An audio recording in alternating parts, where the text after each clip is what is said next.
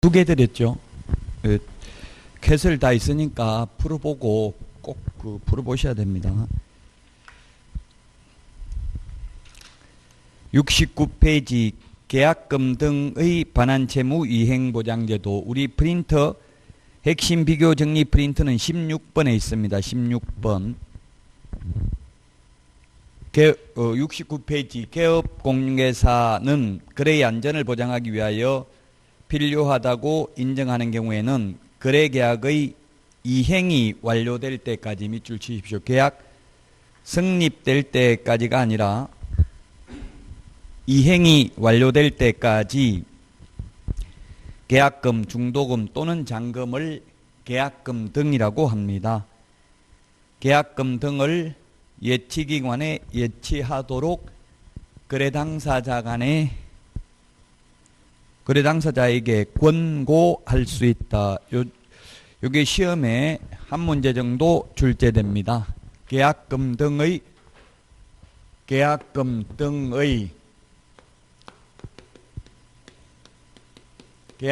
등입니다. 등의 예치 권고 제도입니다. 계약금 등의 예치 권고 제도. 이게 현실적으로 우리나라에서 거의 시행이 안 되고 있는데 이론적으로만 공부하다 보니까 어려울 수 있습니다. 그런데 미국 같은 데는 이게 굉장히 활성화되어 있고 이런 제도를 이용하지 않는 경우 거래하기가 어렵습니다. 계약금 등에는 잔금도 포함이 됩니다. 그 다음에 강행 규정이 아니고 임의 규정으로 도입됐습니다. 임의 규정으로. 자, 그래서 매도인이 있고요. 매도인. 그 다음에 매수인이 있습니다. 매수인. 매도인과 매수인 사이에 매매 계약을 체결했으면 매수인은 돈을 지급하면 되고 매도인은 등기를 넘겨주면 됩니다. 쌍무계약이기 때문에 동시 이행 관계에 있습니다. 근데 현실적으로는 어떻게 하고 있어요? 잔금 치를 때 등기 서류를 받고 잔금 치르고 있죠? 근데 이거는 동시행이 아닙니다. 왜냐하면 동시행은 민법 186조에 보면 법률 행위로 인한 물권 변동 효력은 등기하여야 한다 이렇게 돼 있죠? 등기관이 등기부에 기재하는 것과 돈 주고 받는 게 동시 이행입니다. 근데 현실적으로 동시행을 하기가 쉽지 않죠. 그래서 이제 보통 등기 서류만 받고 잔금을 치르고 있는데 이건 매수인이 선이행을 하는 겁니다. 그래서 만약에 동시행이라면 잔금은 예치하면 안 되고 동시행을 해야 되겠죠. 동시행이 아니기 때문에 이제 공신력 있는 기관에다가 예치기관에다가 맡겨놨다가 예치기관에 맡겨놨다가 계약금 등을 떼이지 않고 확실하게 돌려받을 수 있는 장치를 한 후 매도인에게 돈을 주는 제도입니다. 그래서 예치기관이 금융기관, 그 다음에 공제사업을 행하는 자, 그 다음에 세 번째 신탁업자가 있습니다. 여기에다가 맡겨놓도록 권고할 수 있고요. 프린터 16번에 있다고 했죠? 16번 맨 밑에 있습니까? 예치 명의자는 7명입니다. 예치 명의자는 7명인데 계공은 신체 보전 7명 명의로 예치하도록 권고할 수 있습니다. 개가 개업공인계사 명의로 예치하도록 권고할 수 있고요. 공제사업을 행하는 자, 은행법에 의한 은행, 신탁업자, 최신관서, 보험업법에 의한 보험회사, 계약 이행관리 전문회사 명의로 예치하도록 권고할 수 있습니다. 자, 개업공개사 명의로 예치를 하는 경우에 개업공개사는 자신의 예치금과 계약금 등을 분리하여 관리해야 되며 거래 당사자의 동의 없이는 예치된 계약금 등을 인출하여서는 아니 됩니다. 또 개업공개사는 자신의 명의로 예치를 하는 경우에 그 예치 금액에 상당하는 보증보험 공제 또는 공탁을 가입하고 그 관계 증서를 거래 당사자에게 교부하거나 전자문서를 제공해야 됩니다. 그래서 이론적으로는 개업공개사 명의로도 예치할 수 있다라고는 돼 있지만 현실적으로 하기는 어렵죠. 왜냐하면 다른 사람 이름으로 예치하면 보증보험 공제 공탁을 다시 가입 안 해도 되는데 개업공개사 명의로 예치할 때만 또다시 보증보험이나 공제 공탁을 가입해야 되니까 보험료가 들어갈 거 아니에요. 그래서 사실상 개업공개사 명의로 예치하기는 어렵습니다. 기분만 나쁘게 해놨습니다. 개업공개사에게. 그 다음에 이 공제사업을 행하는 자, 은행법에 의한 은행, 신탁업자 요 3명은 예치 명의자이면서 또한 예치기관에 해당이 됩니다. 즉 은행법에 의한 은행도 금융기관으로 해석할 수 있는 문제가 출제가 됐습니다. 자, 그러면 이 예치된 계약금 등을 절대로 등기를 넘겨주기 전에 미리 받을 수는 없는지 받을 수 있습니다.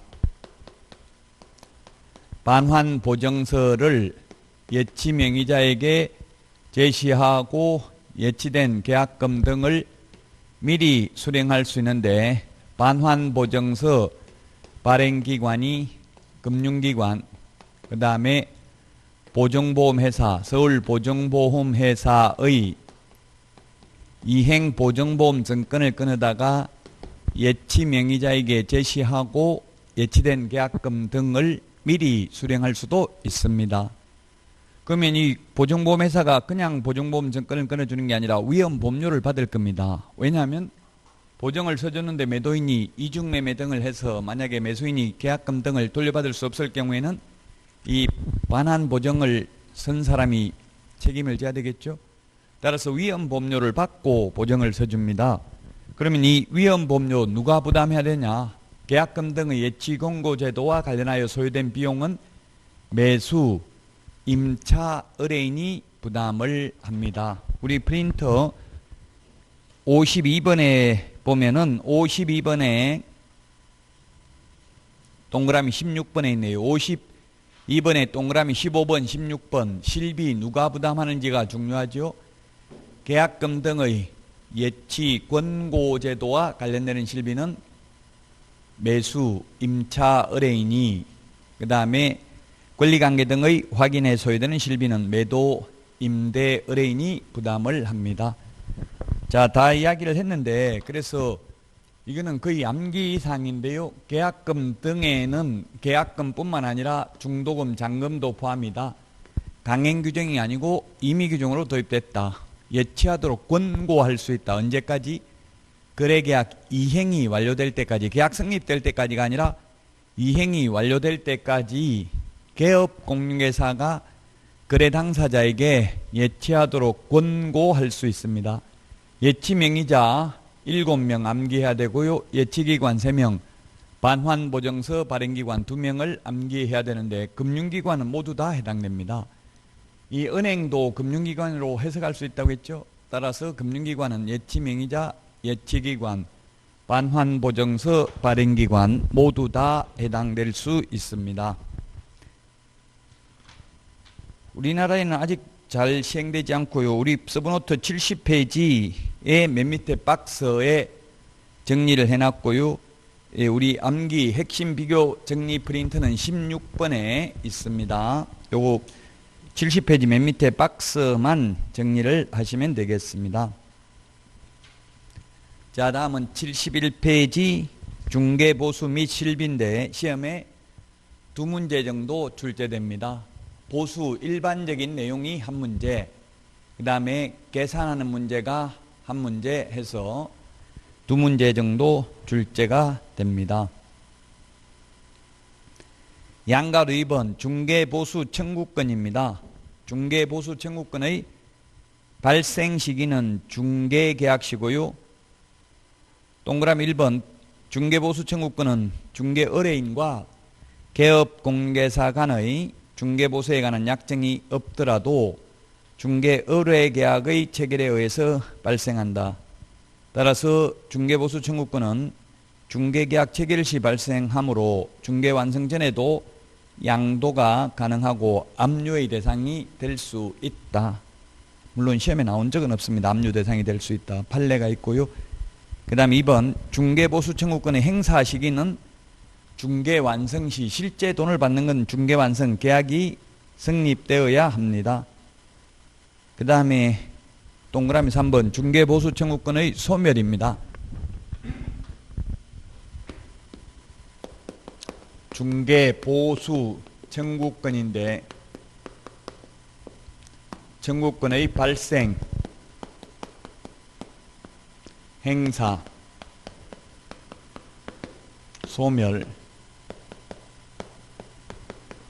소멸이 있는데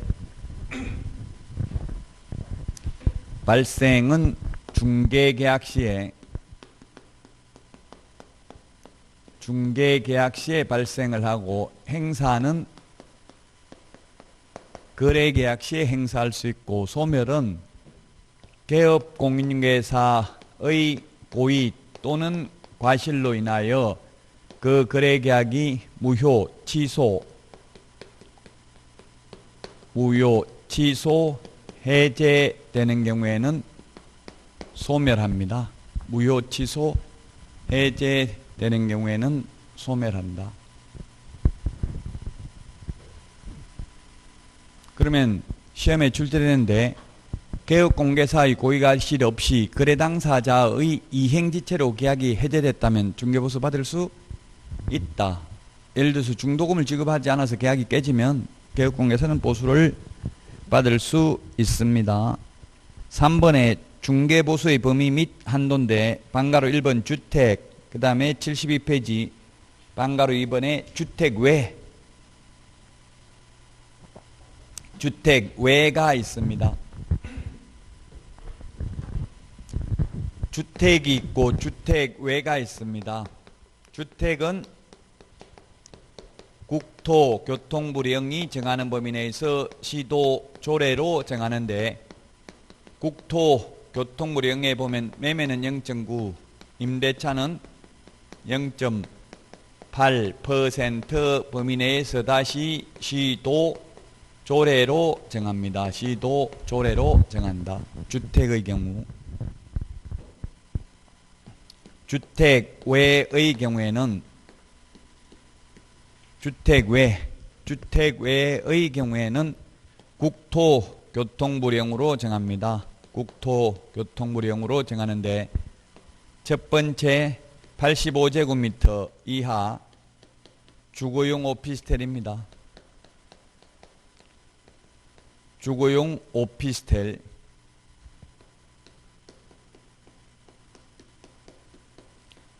85제곱미터 이하 주거용 오피스텔은 매매는 0.5%, 임대차는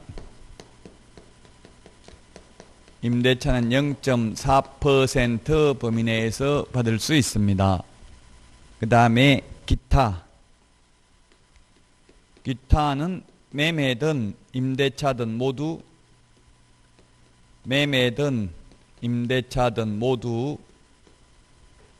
0.9% 범위 내에서 당사자 협의에 의해서 받을 수 있습니다. 당사자 협의입니다. 자, 85제곱미터 이하 주거용 오피스텔이라고 하면 72페이지 다음 요건을 모두 갖춘 경우를 말하는데 동그라미 기억 전용 면적이 85제곱미터 이하여야 하고요. 니은의 상하수도 시설이 갖춰진 전용 입식부엌, 전용 수세식 화장실 및 목욕시설, 물론 전용 수세식 화장실에 목욕시설을 갖춘 경우를 포함한다. 를 갖출 것. 이걸 소위 주거용 오피스텔이라고 합니다. 그래서 주거용 오피스텔은 주택이 아니지만 주택에 준하는 중개보수를 받을 수 있다. 따라서 여기서 주택과 주택 외의 구분은 사실상 용도가 아니라 공부상 용도를 기준으로 판단합니다. 자, 그 다음에 동그라미 3번입니다. 상한 요율의 명시입니다. 3번 72페이지 동그라미 3번 개업공개사는 주택 외의 중개대상물에 대하여 0.9% 안에서 실제 자기가 받고자 하는 중개보수의 상한요율을 중개보수 실비요율 및 한도액표에 명시하여야 하며 이를 초과해서 받아서는 아니 된다. 왜? 주택 외. 외자 동그라미 하십시오. 주택 외의 경우. 주택 외의 경우입니다. 자, 그래서 현실적으로 여러분들이 중개사무소에 한번 숙제입니다. 가서 보세요. 게시되어 있는 걸 보면 중개보수요율표 해가지고 중개보수요율표가 게시되어 있고요. 주택 외 이렇게 되어 있습니다.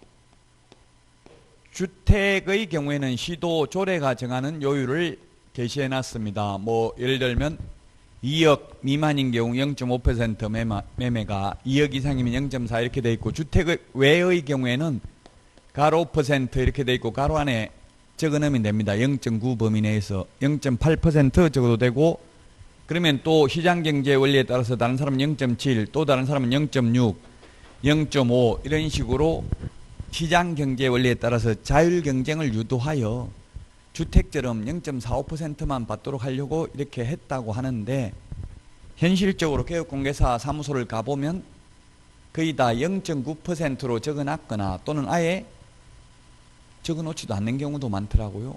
0.7, 0.6 이렇게 적어놓은 데는 본 적이 없습니다. 친목회가 개업공개사들 친목회가 다 있어요.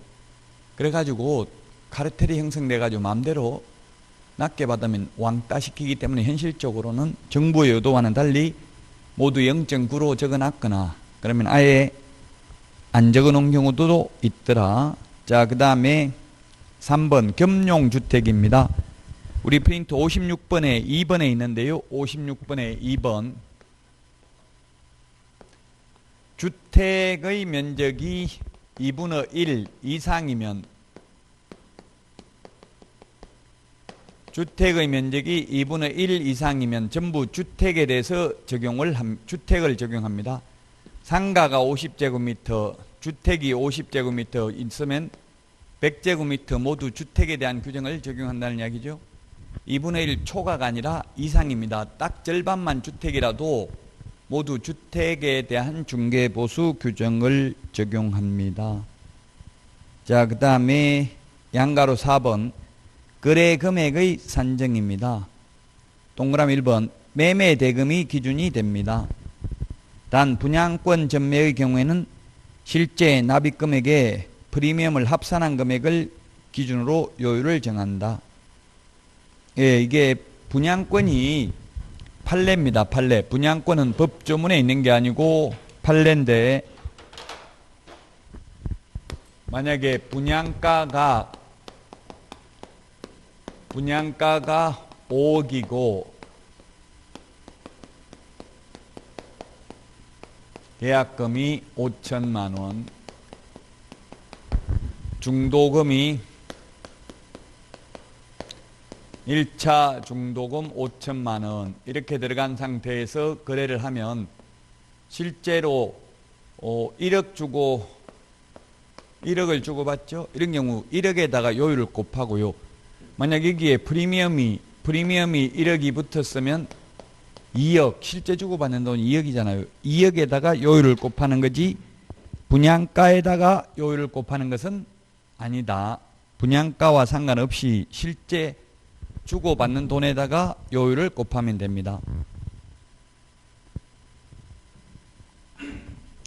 이렇게 하면 문제가 되는 게 저 같은 경우 완전 마이너스 피 받고 판 게 있거든요. 그럼 만약에 계약금 중도금 해서 1억 들어갔는데 이게 마이너스 피가 1억 붙어버리면 실제로는 돈 주고 받는 게 없고 제가 명의만 넘겨준 적도 있거든요. 불가피하게 집을 뭐 여러 개 못 가지고 있을, 예를 들면 저도 옛날에 분양권을 10개까지도 동시에 분양받아봤는데 그럼 대출이 안 나오더라고요. 여러 건이 동시에 대출이 안 나와요, 은행에서.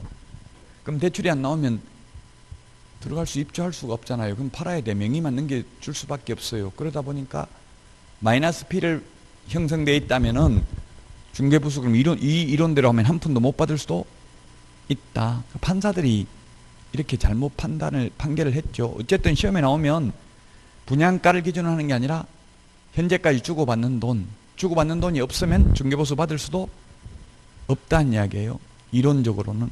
근데 현실적으로는 지금 우리나라에서 분양권인 경우는 거의 일률적으로 100만 원, 200만 원, 300만 원 이런 식으로 정액제로 달라고 하죠. 근데 시험에 나오면 그렇게 하면 안 되고 현재까지 들어간 돈에다가 곱하기 요율, 즉 현재 주고받는 돈, 프리미엄이 있으면 프리미엄까지 합산합니다. 동그라미 2번 교환입니다. 교환인 경우에는 거래 금액이 큰 것을 기준으로 합니다. 2억짜리 상가와 3억짜리 주택을 교환하는 경우에는 거래 금액이 큰 걸 기준으로 한다. 중개보수는 상가는 180만 원, 주택은 120만 원입니다. 그러면 중개보수가 큰 걸 각각 받는 게 아니라 거래 금액이 큰 걸 기준으로 각각 받는다. 거래 금액이 큰 걸 기준으로 한다. 밑줄 치놓으시고요. 동그라미 3번. 보증금 외에 월 차임이 있는 경우를 말합니다. 보증금 500만 원에 월세가 45만 원인 경우 곱하기 월세 곱하기 100을 합니다. 그러면 환산한 금액이 5천만 원이 나왔네요. 이렇게 5천만 원이 나오면 그대로 5천만 원 곱하기 요율을 하면 되고 5천만 원 미만이 나오면 곱하기 100을 하는 게 아니라 70을 합니다. 만약 월세가 이거는 상가든 주택이든 다 마찬가지입니다. 월세 40만 원 곱하기 100을 하면은 4,500만 원밖에 안 되죠. 이렇게 4,500만 원밖에 안 되는 경우 곱하기 100을 하는 게 아니라 곱하기 70, 47은 28, 2,800만 원 더하기 500만 원 하면은 3,300만 원에다가 곱하기 요율을 한다는 이야기입니다. 그래서 만약에 상가라고 본다면 월세를 5만 원 깎아주는 순간 중개보수가 5천만 원이면 얼마입니까? 0.9%면 5, 9, 45, 45만 원인데요. 만약에 5만 원 깎아주면 3,300만 원 곱하기 0.9를 하면 39, 27, 39, 27, 29만 7천 원밖에 안 되고 중개보수가 15만 3천 원이 줄어들어 버리죠. 그래서 개업공개사들이 이런 거 주인한테 이거 5만 원만 월세 좀 깎아달라고 이야기 좀 해주세요 하면 개업공개사가 아예 주인한테 말도 하지 않고 잘라버려요. 자기 중개보수가 내려가잖아요.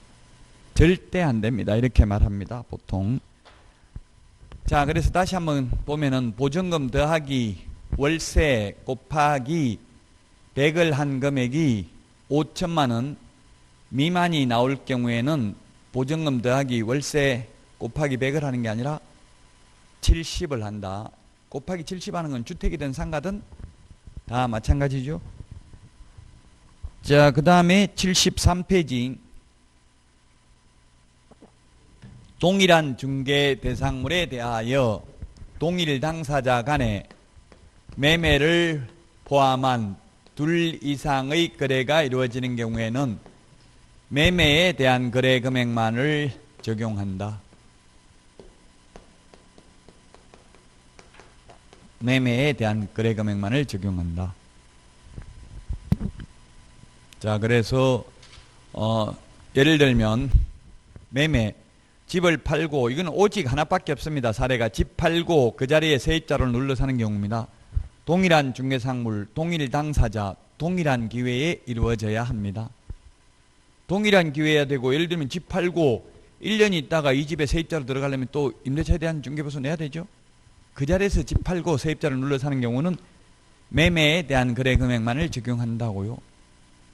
그래서 개업공개사들이 이렇게 가만히 안 내버려 두더라고. 집 팔고 그 자리에 눌러 살라고 하면 이 매수인한테 다른 사람한테 세놓는 게 낫습니다.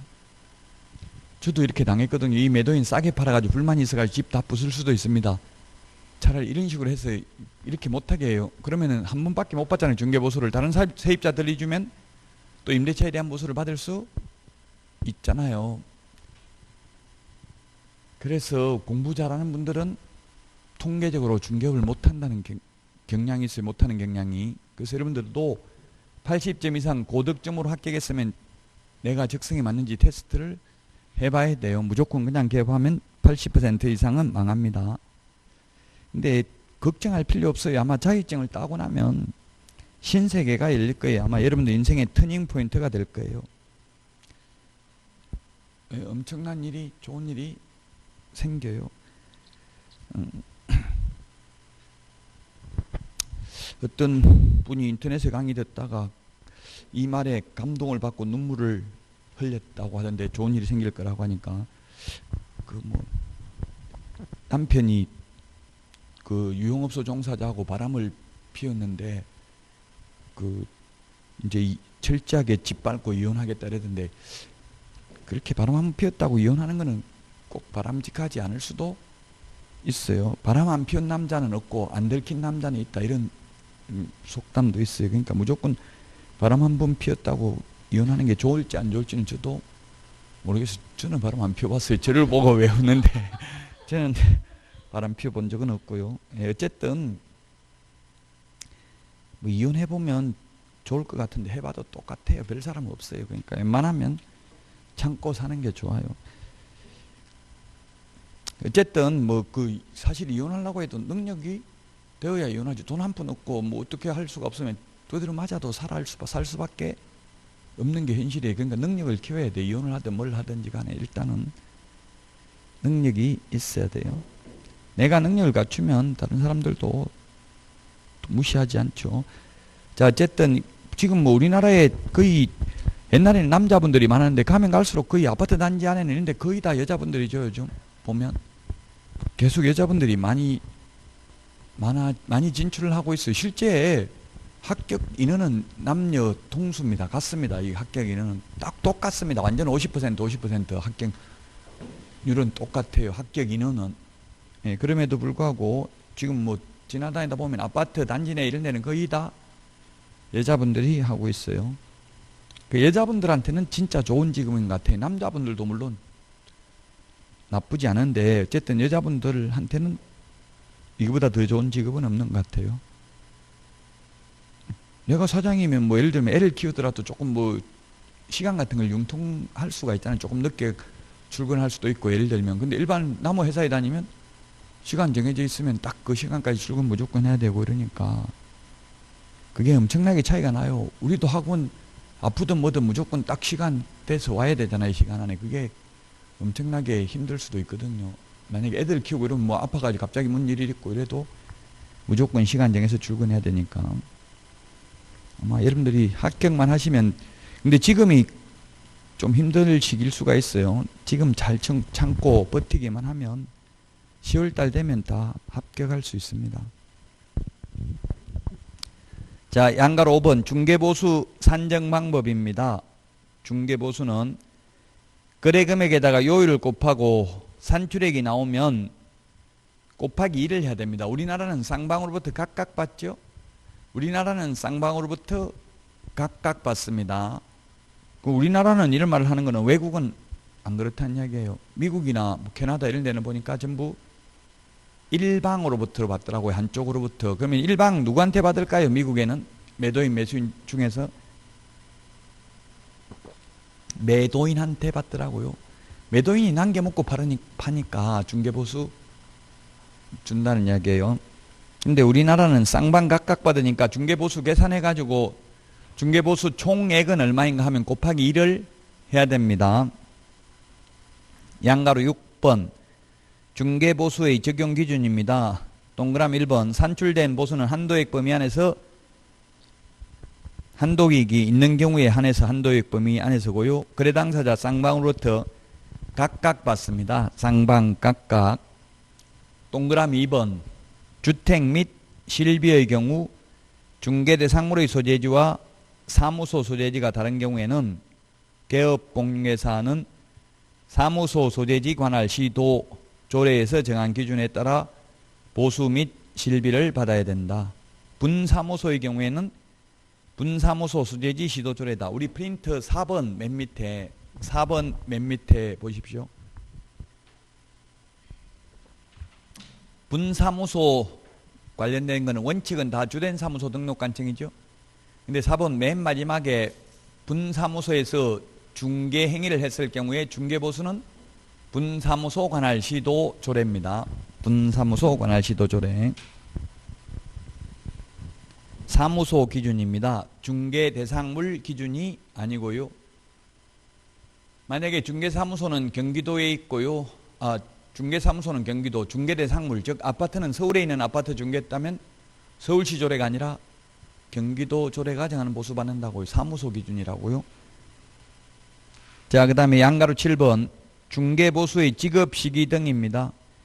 동그라미 1번 중개보수 지급시기는 개업공개사와 중개의뢰인 간의 약정에 따르되 약정이 없을 경우에는 거래대금 지급이 완료된 때, 즉 잔금 치른 날 보수를 주는 게 원칙입니다. 옛날에는 계약 성립만 되면 중개보수 받을 수 있다 이런 규정이 있었는데 개정됐습니다. 2번 이 중개보수에는 부가가치세가 포함되어 있지 않다. 포함되어 있지 않다는 말은 부가가치세를 추가로 받아도 된다. 일반 과세사업자라면 10% 받아도 되고요. 간이가세사업자라면 3% 부가가치세 받아도 됩니다. 즉 중개보수 100만 원 받았으면 부가가치세 10만 원 해가지고 110만 원 받아도 공인중개사법 위반이 아니다. 자, 그 다음에 실비입니다. 실비. 우리 프린트 52번에 15번, 16번에 말씀드렸죠. 실비는 누가 부담하는지가 중요하다고요. 계약금 등의 예치, 권고제도와 관련된 실비는 매수, 임차, 의뢰인이 권리관계 등의 확인에 소요되는 실비는 매도, 임대, 의뢰인이 부담한다는 걸 기억하면 되겠습니다. 74페이지 3번 영수증 교부 등입니다. 동그라미 1번에 개업공개사가 중개보수 또는 실비를 받은 때에는 영수증을 작성하여 의뢰인에게 교부하고 그 사본을 5년간 보존하여야 한다는 규정이 삭제됐습니다. 그래서 중개보수는 영수증은 법정 서식도 없기 때문에 교부할 의무도 보존할 의무도 없습니다. 그럼 현실적으로 중개보수 지급하면 영수증 받아요, 안 받아요? 현실적으로? 받아요. 그건 받는데 그게 법정 서식이 아니라는 이야기입니다. 옛날에 법정 서식은 우리 B5 용지로 우리 교과서처럼 크게 돼 있다고요, 서식이. 근데 지금 현재 중개사무소에서 받는 거는 은행의 매출전표처럼 한 장을 반 잘라가지고 줘요, 조그맣게. 그래서 그 서식이 크니까 번거롭다고 이제 서식을 없애버렸어요, 법정 서식을. 그렇지만 돈을 줬으면 영수증은 줘야 되죠, 현실적으로. 그래서 영수증을 주고받지만 그건 법정 서식이 아니다. 법에 정해진 서식은 없고 법적으로 교부해야 될 의무는 없다. 동그라미 2번. 동그라미 2번 이건 시험에 나온 적은 없습니다. 고등법원 판례니까. 근데 현실적으로 현업에 있는 분들이 굉장히 문의를 많이 해요. 예를 들면 2년 원룸 같은 거 2년 계약 체결해 놓고 주로 2년 안 살고 나가는 경우가 많죠. 그래서 보통 원룸이나 오피스텔 이런 거는 1년 계약을 많이 하잖아요. 근데 2년 계약 해놓고 1년 만에 세입자 사정으로 1년 만에 나갈 때는 중개보수 또 그러면 이제 1년 만에 나가면 새로운 세입자하고 임대인하고 임대차 계약을 체결할 거 아니에요. 그러면 임대인이 내야 될 중개보수를 보통 이 현 세입자가 부담해 주죠. 근데 시험에 나오면 누가 내야 된다? 무조건 중개보수는 거래 당사자가 내야 됩니다. 거래 당사자가 누굽니까? 이 세입자 나가고 나면 새로운 임차인하고 임대인하고 계약하잖아요. 그러니까 거래 당사자가 내는 게 원칙이다. 원칙이라는 말은 특약으로 현 세입자가 부담하기로 한다 하면 현 세입자가 내야 됩니다. 그럼 현 세입자가 안 낸다고 하면 주인이 내면 되는데 주인은 어떻게 하면 되냐? 2년 계약해놓고 1년 만에 나가면 남은 1년분 월세를 다 까고 내줄 수 있다고요. 공제하고. 그럼 남은 1년 월세 이거 공제하고 요거 가지고 중개보수 내면 되겠죠? 근데 현실적으로는 주인이 남은 기간 월세 안 받고 그 대신에 중개보수는 현 임차인이 내기로 알아서 방 빼가지고 하라 이 말은 중개보수까지 네가 부담하고 빼가라 이런 취지죠. 시험에 나오면 무조건 거래 당사자니까 새로운 임차인과 임대인이 부담하는 게 원칙입니다. 이론적으로. 그럼 여러분들이 건물주면 임대인이면 걱정할 필요는 없죠. 임대인은 그 대신에 남은 기간 월세를 다 받을 수 있다고요. 새로운 세입자 들어오기 전까지는. 그 돈 받아가지고 중개보수를 부담하면 될 것입니다. 74페이지 맨 밑에 판례입니다. 판례. 중개보수 초과 약정은 전부 무효가 아니라 초과 부분만 무효입니다. 법정보수가 100만 원인데 1000만 원 받기로 했으면 초과 부분 900만 원만 무효이다. 그 다음에 동그라미 2번 판례. 임차권 및 권리금, 시설비의 교환계약을 중개하고 그 사례 명목으로 포괄적으로 지급받은 금원 중 어느 금액까지가 중개보수에 해당하는지를 특정할 수 없어 한도를 초과하여 보수를 지급받았다고 단정할 수는 없다. 네, 이게 뭐냐면 만약 예를 들면 보증금이 1억이고요. 상가인데 보증금이 1억, 권리금이 1억 받도록 둘 다 중개해주고 이거 두 개 합해서 2천만 원을 받았다 하더라도 법정보수 90만 원 초과 부분은 권리금 알선대가로 봄이 상당하다. 그래서 중개보수 및 권리금 알선 수수료 이렇게 해가지고 2천만 원 받아도 법 위반은 아니다. 어디까지가 중개보수인지 어디까지가 권리금 알선대가인지 명시적 규정이 없다면 법정보수 초과 상당액은 권리금 알선대가로 봄이 상당하다. 권리금 알선대가는 중개보수가 아니니까 많이 받아도 된다는 이야기죠. 자, 여기까지 하고 쉬었다가 지도감독 보겠습니다. 오늘 내드린 프린트 2개죠. 2개. 꼭 문제 풀어보시고요. 쉬었다가 하겠습니다.